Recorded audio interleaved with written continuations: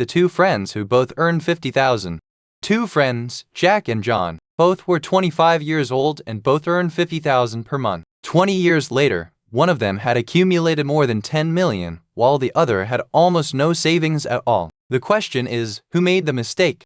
When they were 25 years old, both had good jobs. Jack believed he was still young. He would always say, "I'll start investing when my salary gets bigger." So he bought the latest smartphone every time a new model was released, upgraded his car, and spent most of his bonuses. John, on the other hand, wasn't rich. He wasn't a financial expert either, but he had one habit. Every payday, he set aside 20% of his income. He didn't wait until he became wealthy before he started investing. Jack started investing $10,000 every month into a diversified stock index fund.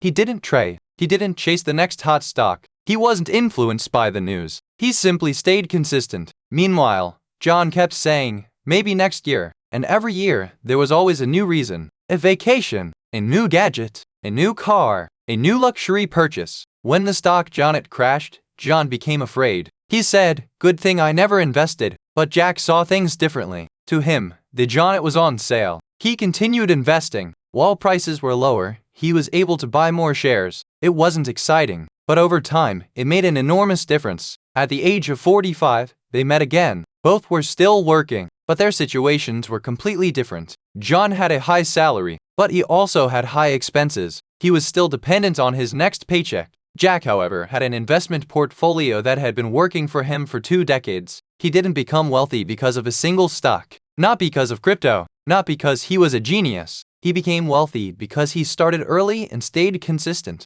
In investing, the biggest enemy is not a lack of money. More often, the real enemy is waiting for the perfect time. Because the best time to invest is not when you're already wealthy. The best time is when you're able to start, even if it's only a small amount. If you had the chance to go back 20 years in time, what would be the very first investment you would make? Let me know in the comments below.